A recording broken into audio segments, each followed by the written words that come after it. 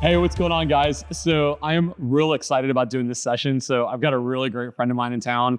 He came in to kick off one of our pop-up events here in Tampa. So all of you guys know him. So Nat, thanks a lot for joining us on the session, man. I'm super grateful to be here. It's pretty awesome. Awesome to be down here in Tampa. Excited about it, man? Super hot, but we'll make it happen. I'm excited, ready to go. Not sure what we're going to talk about here, but I feel like you have some type of idea. I do, man. So if I were you, man, I would probably sit back because I think this could be an incredible opportunity for the people who watch the sessions to like learn a ton from you, who's actually been through step after step after step of business growth, you know, all the way from the beginning, all the way to where you're at today. And so I really would like to talk to you today about kind of the origin story behind like how you got into this business, because people hear pieces and pieces, but more importantly, as we go through the different phases, how the mindset's changed, how you've thought about people, how you've thought about process, because you're someone who's went from essentially acquiring a small business to really building a business that everyone knows today in the world. So let's kind of kick it off, man. So like, let's talk about it. Where did it all start, Matt? So where it all really started, so I purchased my father-in-law's pest control company. And like, if we're going to go like way back, it started when my parents moved to the home they still live in Brooklyn Park, and moved across the street from my now wife. My wife was my neighbor growing up. And her father started it. I got to kind of see that like literally across the road, grow to a certain point. Really to where they had like they had one truck, and mom was answering the phones, dad was doing the work. It was like the legit mom and pop pest control company. And then started dating my wife. She wasn't my wife at that point, but I started dating her when I was 15. I was not planning on going into pest control at all. But like not at all. Because what I saw, I really did like, it wasn't appealing to me. I saw the business that it existed, and that was pretty cool. But I didn't know anything what I know now. I was going to college. I was gonna be a pro baseball player, or I was gonna be a doctor. So I went to one of the oldest colleges in Minnesota. I went to Hamlin, and I pitched there, and my sophomore year I actually blew my elbow out, and I couldn't play. So I redshirted, and that added a year to the back end. And that's really what created any of the opportunity for me. That was kind of that like next phase of where I can look back and really be like, if I didn't get hurt, I might not be doing what I'm doing now. Because that year wouldn't have been there. And in that year, I ended up being able to double major. And then my last semester, I had literally 1 hour of class a week, and then baseball. So a lot of free time. My father-in-law was coming off of surgery. So I worked with him during the day. And then I went and played baseball at night.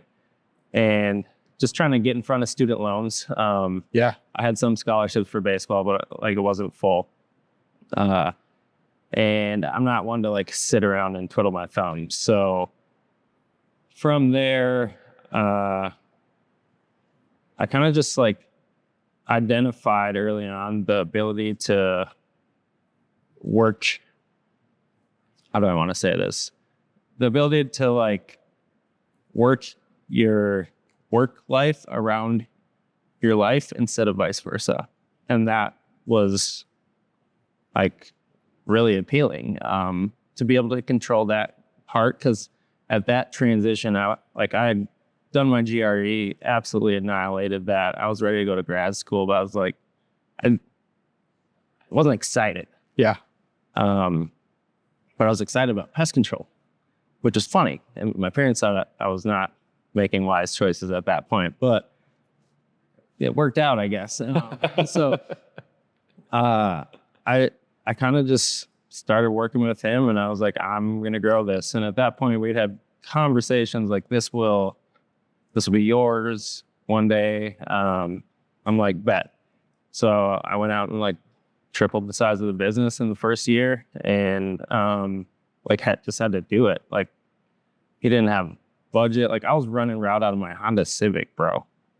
Like, rolling the windows down and stuff. Like, and then just started learning. So in that phase, like in this phase to where you didn't own the company yet, and so there's a lot of opportunity here. It's like, so you obviously got hurt. You have time on your hands. You get red-shirted, and like it's a pretty common story that you hear, right? Like this happens to people all the time, but a lot of people don't really find the next step. And so when you're out there working with your father-in-law, because this is a lot of people across the nation are doing this today. You know, there was never a time in my mind where I was going to do that long term. Like, I wasn't, in my mind, I was like, this is a step to get to the... It's your job, right? Like, it was your job. So you're driving on your Honda Civic, you're like putting the hustle on, getting some accounts, like doing whatever it took. And through that process, like, when did it click? When you're like, wait a minute, this is an unusual business, and like now you're moving into the next phase. So like then you decide that you're going to take the business over in whatever way that worked out. It clicked when I saw the same customers years in a row. Yeah. At first it was all new. I was learning all the pests and all that. But once I saw, like, started to understand the business, like the money part of it, really. Yeah. Like, and these people are paying me again. And I didn't have to spend money for that to happen again. And I was like, this is... And they had no bugs anymore, but they're still paying you. Chilling. Like, we just talked, like, have some brownies or something. I don't know. Like, it was real, like human, like the human part. And I love that too. But I saw really when I just kept selling everything. So you kept good at it. Yeah, you were good, of course, right? So then, but it would make sense, right? You're coming from a competitive background, which ultimately is the one of the best profiles for people that are being good in sales. And so then you progress, you take over the business. So now you own this company, right? So a lot of stuff that went into all that. We don't got to get into it, but like, it's family business is like, it takes work to do it. Yeah. And going through that with somebody who wasn't my actual, like, it's not my family. Yeah. I got to learn a lot from that now like helps me work better with my brothers, because both of them are in the business. So all blessings there. But that, yeah, like navigating, learning, plus that interpersonal relationship with like my then fiance's dad, like that was a exercise in mental everything. Yeah, everything. Like, it's hard on my wife, man. Like, Monica's the most patient, but that's like the toughest spot for some, like, your spouse, the person you care about the most, to go through. And that was probably the hardest part. Yeah. So you guys got through that. Yeah, we did. And we're great now. Yeah, you guys great now. And so we got through it because I found out, like, my son, we were pregnant with my first son, Malachi, and we had to go through that. Like, I needed to know, like, where it was going. And at that point, I didn't have control of everything. Like, being able to, like, see an opportunity and put some money behind it to continue the growth, that's where there was friction, because the succession, like, it wasn't aligned. Yeah. Because he was going out and I'm coming in, and I don't know if he really expected me to have as much success as I did.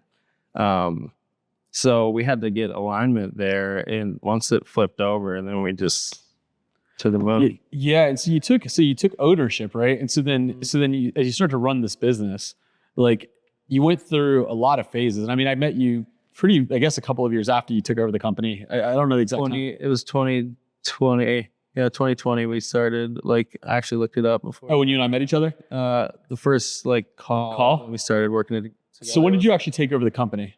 April 1st, 2017. Okay, so yeah, so you were in the business a couple of years before we met. So in those couple of years, because I think it's super important for people to understand, is that you're in the truck, you're doing sales, you have a couple guys, and you're working through this thing. And so how did you think at that point? And then how did you get through that point to where you kind of hit that moment, right? The moment where you realize that you actually had something much bigger.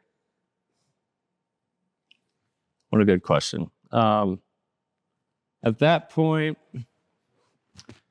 it's hard to think. There's too much going on. Yeah, running around, triaging. It was like problem solving, like game time decision making, pretty much. Like when you're on the field, like just making it happen because you have to, for there's 99 other things over here going on. And I'm not going to come back to it if I don't make it happen right now. Yeah. And I mean, with the accounts growing, like I saw potential there, but I didn't make the decision to actually change anything with my day-to-day. In those first like 3 years where we went from, I don't know, like went from like $100,000 company when I got it, not even, to like we broke $1 million in 2020. Yep. That, I mean, that's fantastic. If you think about it's a hustle, that's hard. I just kept adding stuff. If I had time, like we have spare time in the winter, I would just add new things and try, like just tinkering, like trying to figure it out. Because what I took over was not the business I wanted to have. Yeah. So I was like trying to figure out what that even was. Because I didn't have the community that I have now of people that are for sure not only business owners, but pest control business and good business owners too. Good. Yeah. Right. So that I was seeking that out in those years, but I didn't really, I kind of like, I felt like I'd made so much progress so fast. Pretty soon, some of the people I was interacting with, they hadn't already been there. Right. So there's a group where people, they would have companies where it's just like not as big as I wanted. And you can learn a lot from them. But when it comes to the thing that I was hyper focused on the most, like growing a business, some of what I felt I needed, I just couldn't find there. So I kept looking, because I'll pick it up, learn the stuff, boom, on to the next one. And this is like that's what the first 3 years was. Just learn as quick as you can. Yeah. Make sure all my finances are dialed in with like the best accountant to make sure that never is an issue, and then just go make money. Yep. Which you did. And like, yeah. And so then you got through, so you're 2020, and that's when I obviously met you. But so in 2020, you got over that first like magic moment, right? The $1 million, right? Which it's kind of funny because people say it to us all the time. They're like, oh, I can't wait to be $1 million company. And then I think you experienced this. You got there, and then you woke up that following Monday, and it didn't actually matter at all, right? So I was down here when I realized that I remember did it. We went out and ate somewhere. I think it was in Pensacola or something like that. And we were with Nathan Kruger. Yeah. Yep. And you asked a question, he asked a question, and I actually thought about it. I was like, the last time I looked at it, we were almost there, but it wasn't like there. And I was still looking like we got 4 months left. Like we better get after it. And then I think I texted somebody. I was like, did we break? Yeah. Did we break $1 million? And like it had already happened. And I was like already like looking to go, I don't even know. Dude, why do I feel like later that day, or that after we figured it out, why do I feel like we bought like 25 shots or something like that? We didn't. It's the game never at the bar or something. I can't remember. It was kind of funny. No. We had the chef come out. That's right. That's what happened. That's right. And the whole shit. You hit this moment, right? You start progressing forward. And so obviously as a CEO, because now I would arguably say that, hey, you were a business owner, you acquired a company, you crossed over $1 million, and then you had to make the transition, right? And so one of the things that I realized with you is that you dropped the ego, and you dropped the ego and said, hey, I've got to become the CEO, right? And so from there till now, like your company has done incredible, right? And so what did that look like, and how did you think about it, and how did you bring that to life in your business? another good question. Really, I mean, having a good coach help. Like what you do definitely that's cool. Open those doors because really what it was is like I knew the thinking had to change. I just didn't know where it had to change or how. And really like the things that I thought we were going to work on and do, like that's not even what I need to work on. So like the whole, I've probably asked you like 100 times, like what even does the CEO like because as the company is growing, like every day when I wake up, I'm managing, like I'm in charge of the biggest company that I've ever had. Every single day. Yep. And I mean, what an incredible blessing and opportunity to have that type of responsibility. And now like I owe it to everybody there to work on myself as much as possible. And I figured that out. And then the things I had to figure out after that were how to communicate so that the objective is accomplished instead of communicating like my feeling around it and why it wasn't happening, like in patience with my team. Because I wanted it to be done a certain way and my expectation was do it that way. But in reality, even if they did it better than me, I would have found something to beat them up on. Like almost it was micromanaging probably. I don't know how my one brother, Andy, didn't quit. Shout out to Andy. Hey, shout out to Andy, dude. Shout out to Andy. They almost fired you like 4 times. Hey, did you know that? Andy,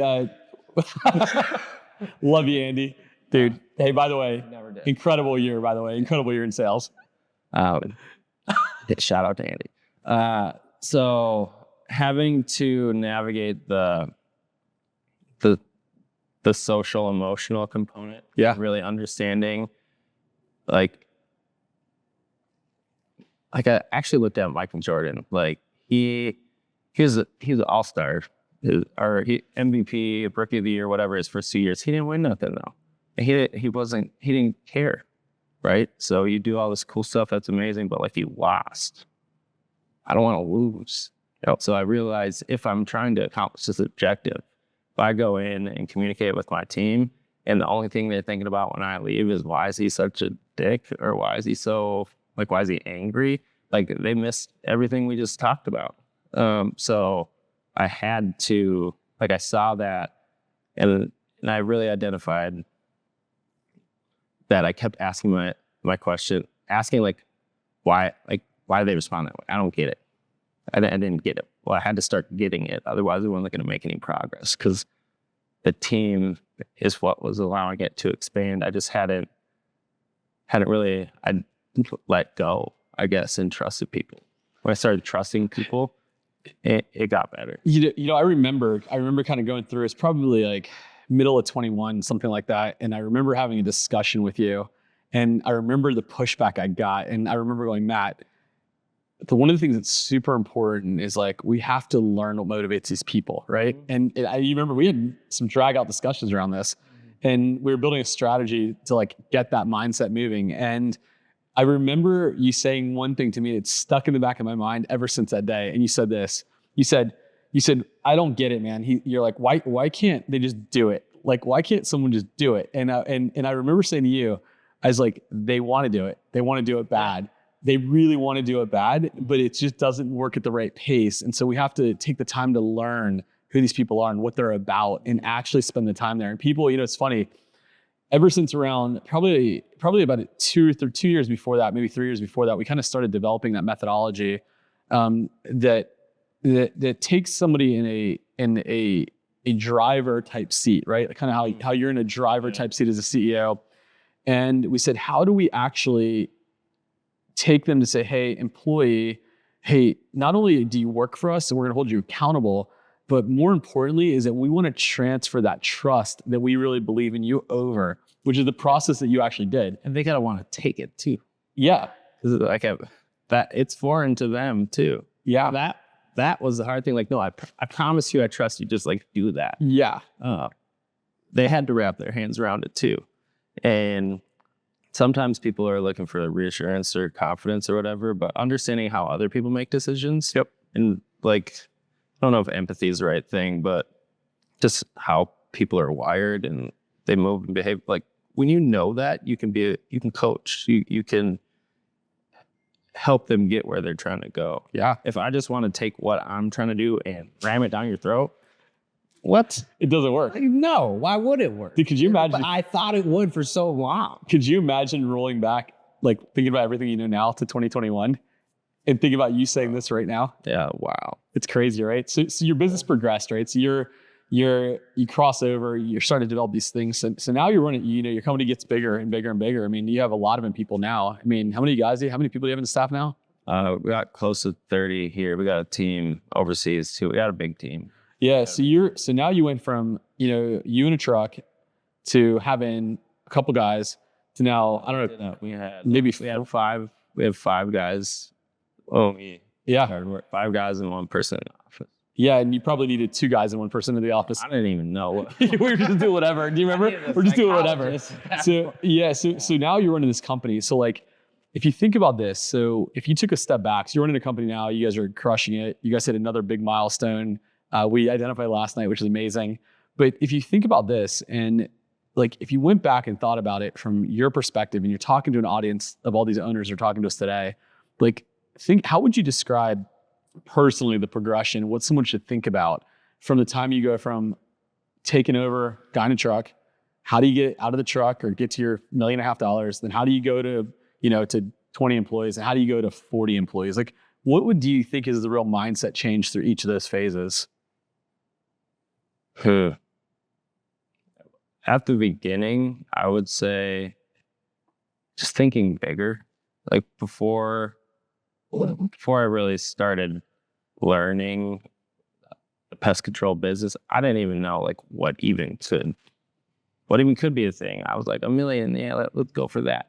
Then I did that. I didn't even know what the heck was the next. Like, what do I do next? Yeah, making good income. Yeah. So what do you do? So like thinking bigger and then like focusing like on yourself, and becoming a better person yourself, and identifying what your strengths and weaknesses are, and whatever you're not good at, like hire somebody to do that as fast as you can. Responsibly. Obviously the finances are important, but so that started a lot. And then as I was going down, like all of the business books and the learning books, there's a lot of struggle through that. Like it's hard. It's really hard. Like, there's a lot of stuff, like even if you got a coach, like sometimes it's out of left field, but just keep going. Like don't, like if you got big goals and you want to actually do that hard stuff, because it is really hard unless you got a boatload of cash behind you to grow it. If you want to do that, like put your seatbelt on. Yeah, it's hard. So, which has been the hardest phase? Because you're on a rocket ship now, right? That's crazy. Now it's arguably it's probably a little easier now. But what was the hardest moment in that phase? I mean, I know what it actually was. You won't admit it, but I kind of look back at it and I kind of love every part of it. Do you? It's good. Like it's all hard. It's just how you look at it, right? And the mindset you have all going through. Like some of the stuff I didn't want to have to do, or I didn't want to have to tackle it or do it. But I guess like the ego part of me is I thought I solved the problem by putting some people in place and I trusted them to make stuff happen, and it just didn't happen. And in that progress that I thought like we had solved that, it didn't happen. I like lost, like it hit me. Like that trust thing is a hard one. But you have to have that in all your people, and they got to have it with you, or they're not going to be inspired to get up and do what you got to do. So the hardest part, I try to like do the whole David Goggins thing, like embrace the suck, but really, I mean, my family had to sacrifice a lot. Yeah, that. Dude, probably one of the happiest moments that I've probably had in my little world was when you had called me and you said, hey man, we're ready to move out of our house. We're buying a new house. Dude, I was so happy for you guys, man. Yeah. And I was so happy for you guys. That was a couple of years ago now, but it was, I was so pumped for you guys, man, because I knew kind of the story, right? It was pretty amazing, you know? So I appreciate it, man. So, all right. So here's the thing. So we're on Session, right? So this is your chance. You can ask me any question you want about anything you want, and I'm going to answer it for you. How's that? Really? Guys, for the record, I'm super nervous about this one. What's your favorite bug? I mean, it's super, super simple, dude. Scorpions. I'm a Scorpio. How could it not be my favorite bug? And my least favorite bug is bed bugs. I don't want anything to do with them. That's so nasty. It's so disgusting. What motivates you to keep going and continuing to help people like you've helped me? Like, why? Yeah, so I think it's a really good question. And I've never actually been asked that before. You actually decided to sit up and think about it for a second. But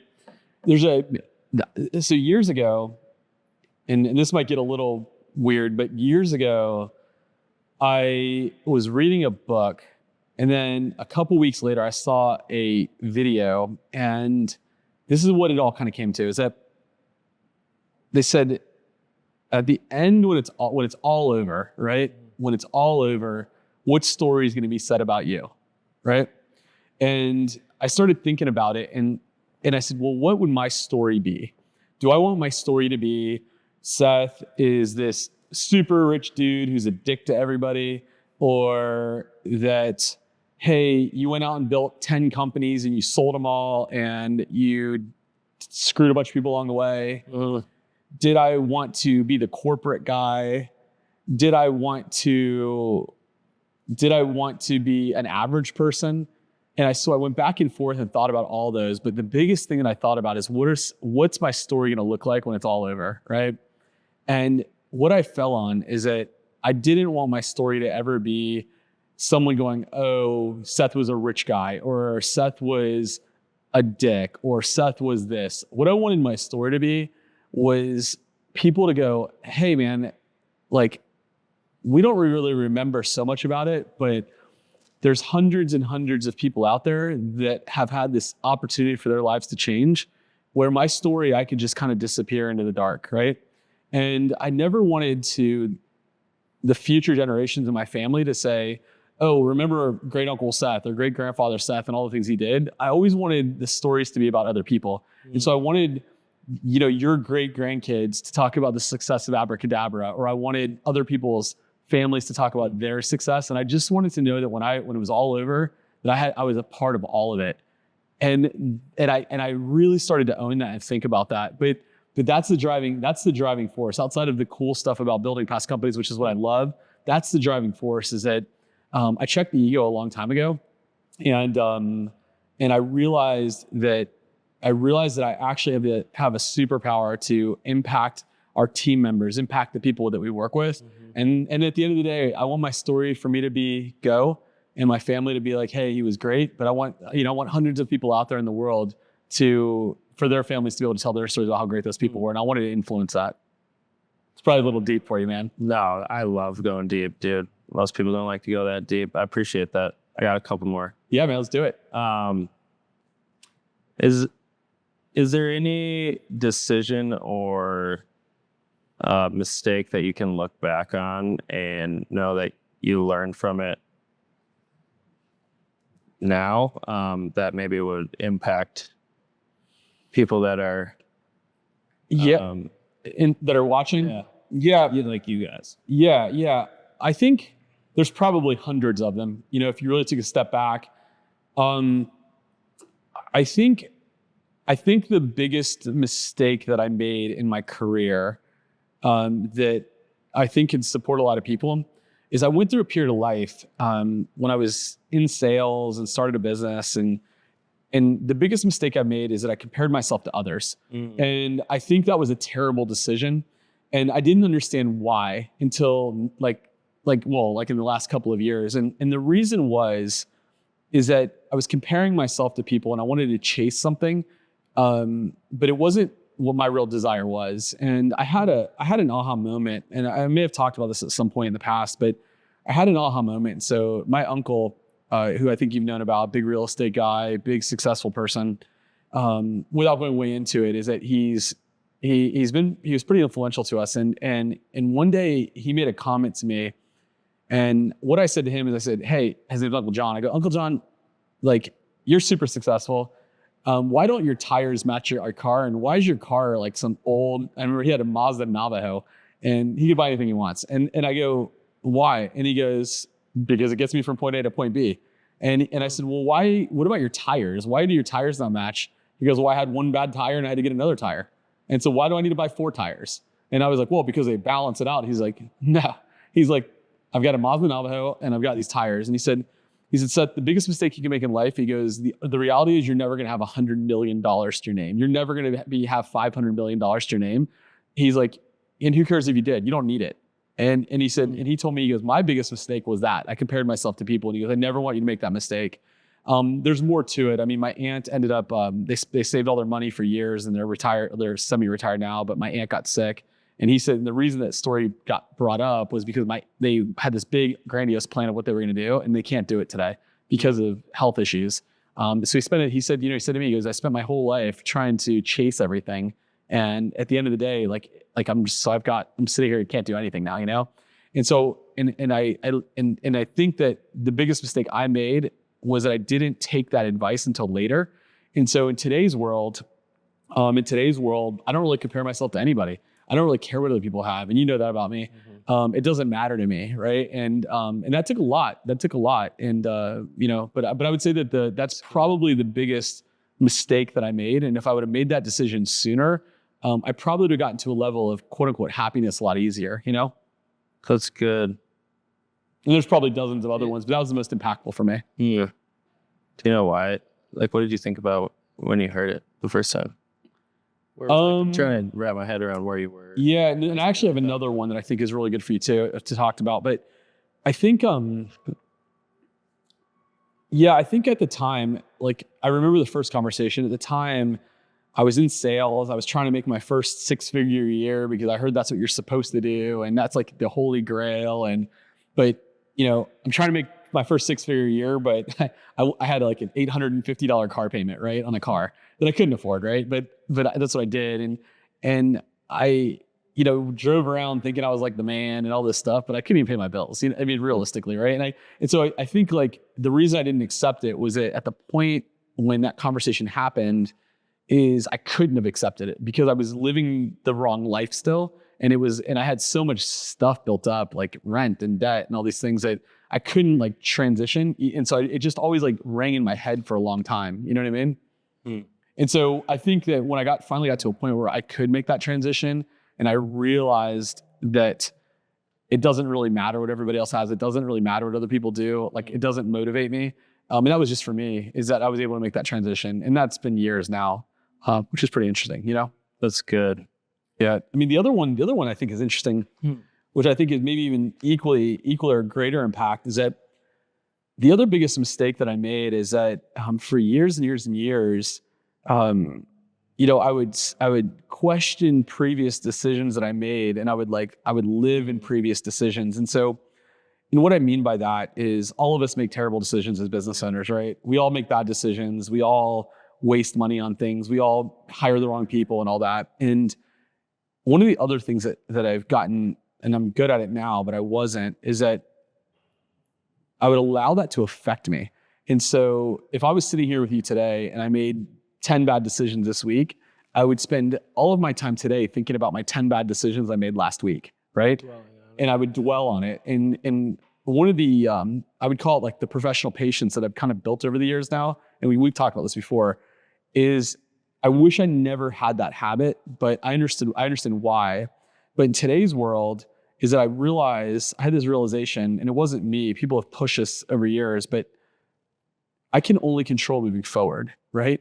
And I can actually only control what happens in my life moving forward. Anything that happened in the past, I have to let it go as soon as I possibly can, and not necessarily base future decisions on that, because there's a lot more basis around those decisions and why they were made that moving forward, the only thing I can remember if I think about them is the outcome of the decision, not all the steps it took to make the decision. And so in today's world, what I want to think about is what can I do to move forward that gets us closer to kind of the passion or the vision that we want. And that's all I can think about day in and day out now. Does that make sense? Yeah. So you like remove the noise. All the noise, which you and I know each other well, but there's I eliminate all noise now. So negative things happen in business, I move forward. Someone talks bad about me that I don't even know them, I move forward. We make a mistake, I figure out how to correct it immediately, right? And that's what we do. That's what we do. Like even culturally within our team today, as part of one of our 12 kind of core values that we live by is like, I really challenge our team. Like if they make mistakes, like I'm not going to let somebody go because they made a mistake, right? Even if it costs me money, because like I found that like we can correct it, we can do better, right? Like we can change that moving forward. And so if someone on the team makes a bad financial decision, loses us money, or we lose an account, or whatever it may be, I turn the page. I can move forward quickly because if not, all I'm going to do is continue to allow whatever that negative effect was to be more of a negative effect. Does that make sense? Yeah. So that's the way I think about things now. Know that. So what else, man? What else are you thinking about? I got a bunch, bro. So while you're doing all that and growing, like you grew your pest control company, I feel like you've had a lot of lives with all the different So much stuff, yeah. you've accomplished. Oh, thanks. Yeah. And you don't talk about them as much as maybe you should. But how do you, through all that, how do you maintain that like strong relationship with your spouse and have that like cohesive family? Because with as much going on as you do, like a lot of guys, they lose sight of that. But that's one thing I've noticed is that you don't. No. So yeah, what a good question. And I think there's a lot to that, right? And so I think one of the things, and you've heard me say this over and over and over again, is first off, like I never judge my relationship versus somebody else's, right? That's really important. The second thing is that one of my core beliefs is that for people to like grow up and live this best life, that like for someone like a very intense person like me, or for that matter, like you, is like that significant other makes a huge difference, right? And so one of the things that I learned a long time ago, and honestly, well, actually kind of a fun fact. And so in my family, okay, so my family is back as many generations as we can count. There's actually never been a divorce in my family. Is that crazy? That's a great stat, bro. It's best like KPI you've ever. It's insane, right? Now that doesn't mean everyone's been perfect. That doesn't mean that everyone's been the best husband and wife and all that, the process, but like that's the way it's been. And so I think the biggest thing was the basis. So before it's like, how do we have a good relationship? I think it's the basis for why our relationship is really great. And so I think the first thing first thing for me was that my wife and I have been together over 20 years, and there is nothing in our, like we were good friends ahead of time. And the reality is that there's nothing that I do or that she does or whatever that like there's no jealousy, there's none of that, right? So if I go out and go crazy with my buddies or whatever, she doesn't care. Like, and same thing for her. Or alternatively, if there's something that she needs, like she knows that we're there no matter what. Mm-hmm. But I think like I had to go through a process. And so as I went through the process, we've had our ups and downs, right? And the first phase of being a corporate guy, that was easy because I'm getting my paycheck and we come home, she gets her paycheck, she works. And that was fine. So we lived like a very normal life. I think where the stress happens is that as you start to build something in a business, right? So, and so as we started to build a business, one of the things that I lost sight of is that I made my business more important than my family for a while. And a lot of people do that, and it's super hard. And so one of the things that we did to get through it is, first off, we had to recognize it. Second of all, I had to realize that building a pest control business was never more important than my life, right? Because what we were doing was not so important that life was gonna change because of pest control, right? And that was hard because I was thinking about my box. But after I thought about that, the first thing we did is, you've heard me talk about it, is that we set a rule in my house, and the rule was I had to be able to put my cell phone down at 5 o'clock on Fridays. And so my cell phone went down at 5 o'clock on Fridays. I wasn't allowed to touch it until Sunday at 5 o'clock, because that's my planning time. And I didn't look at my cell phone for a good couple of years. And that's how I started to gain control of my weekends, right? And then over that, I started to realize is that I had to then be able to control all of the time. And so I was able to turn my work off and on as necessary. But most important is that we did what people should do, man. Like, we set our date night, right? We did our date night, we went out. But then I realized that actually wasn't the right thing, because then what I did is I created a task around my relationship. And my relationship task was, we have to do date night. Well, no, that becomes a task, right? Yeah. So it's 7 o'clock on Friday, we do date night. No, that's a task. So then I started to go, okay, well, how do we actually prioritize it? In turn, I got in alignment. And so what we said, and it was really great, is we said, once a month, we're going to sit down and we're going to go through like all of our personal stuff that we need to do, that we have to accomplish, right? So that's the task. And then from there is that everything else, that my day would stop at a certain period of time, which it still does today. Now ours is very rigid, but then at any point, like if we want to go out, we go out. If anything we want to do, we go out. But then we have the conversations, and like we sit down and talk through things. She knows the business cold, even though she doesn't want to really be part of the business. Yeah. You know, and then you've heard me say this too, is like my wife is something like, if somebody messed with our family, dude, like they're not going to make it through. Right. Yeah, for sure. And so, and we're both aligned there, but I don't know if that answers your question, but no, it does. And my wife's a killer too, which is great. So yeah, she stays in the shadows though. Yeah, sort of, you know, so. But all right, man. One more. I got one more. I know a lot of people that are trying to grow their companies, right? Yep. And there's this process of seeking and looking for knowledge and information. And people, they ask for books and they do all these things. Do you know like what they're even looking for? And like, is it just the process of looking that is important, or is there? So, time to just be real, right? Is that obviously we work together, right? So we run top coaching company. We literally have billions of dollars of revenue that we're responsible for, top training company, all these things, right? So people look for these things.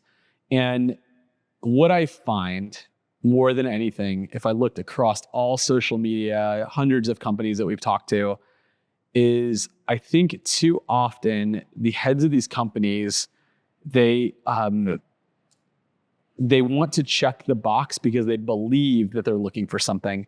And the reality is most of the stuff they have right in front of them, and they just have to do something really, really well. And so if you go look at social media, and I'm pretty tough on social media sometimes, but you go to like the groups for our industry, right?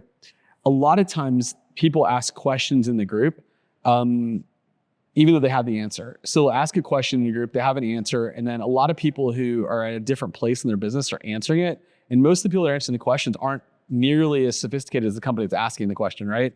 And so I think like one of the things that people are challenged with is, as leaders in our industry or any industry, is that it's really cool for me to call you, Matt, and say, hey, Matt, I read 10 books this month. I'm smarter, right? Or it's really cool for you for me to call you and go, hey, man, I finished my 57 Pest daily courses this week, right? And so because I'm looking for, as a business owner, I'm looking for you as a business owner in my same industry to validate that I'm doing something right? Interesting. And so the reality is when the rubber meets the road is a lot of times I see that people that are seeking something, all they have to do is they've got to learn how to stay on that very clear track to get to whatever the next step is. And you and I have been through this, right? And so, but they get sidetracked, they get sent over, or, you know, the notorious one is this: what CRM should I use? I need to do all the research. No, dude, use the freaking CRM that you're using right now and just use it right. But don't go spend 6 months looking for a CRM, because it's a huge distraction, right? So focus. Yeah, and so like if I took a look at all the businesses that we've worked with, and lots have been very successful, is the difference between the companies that I see that are remarkably successful and the ones that struggle, or the ones that struggle don't necessarily not grow, but the ones that really take it to the next level, it's their laser focus on one or two things and eliminate all the noise. They just eliminate the noise. And the ones that we're the most successful with, like that's honestly the path that we got him down. Like we got him down on how to stay laser focused. Now we have all the playbooks and processes and step-by-step and all these things, but I don't want to give somebody a process that's gonna just to make me feel good. I want to give them a process because they're at the right phase that's gonna keep them back in line. Does that make sense? Yeah. But I think that's the way I would answer that question. So it's not like read this book and it'll help. Is there a book that you really like? Yeah, there's lots of books. So one of the things that I went through, and I don't know if I ever shared this with you, but one of the things that I went through was I was definitely the guy that said, I'm going to read a book per week. And at one point, I think I was trying to read 2 books per week. And I changed that whole mindset. And one of my friends, who's actually a consultant, incredibly successful consultant, had been there, done that in another industry. And he was actually in Tampa and we were having dinner and he said, Seth, he goes, one of the best decisions I ever made in my life was to stop reading books. And I went, I think I might've told you this. Wow. And he goes, it's stop reading books. And I said, well, why? And he goes, so you read a book, you read another book, you read another book, you tell your friends, and now everyone feels good because you guys are all reading books, right? And he said, the biggest problem is that you are now chasing all these new ideas. And he goes, what I did that changed my entire trajectory is I just picked a book, I read it, and I just spent a year implementing it. And he said, so then what's the story I tell my friend? He said, the story I tell my friend, Seth, is he goes, my story is no longer, hey, Matt, I read 52 books. My story is, hey, Matt, I grew my revenue by 35% because I implemented this well. And then he said to me, Seth, what story would you want to tell your friends if you're growing a business? Shout out to that dude.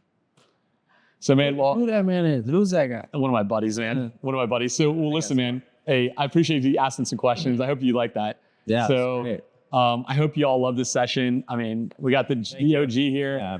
And so you guys stick to it. You guys are going to see some more stuff from that. So go check it out, y'all. Peace, y'all.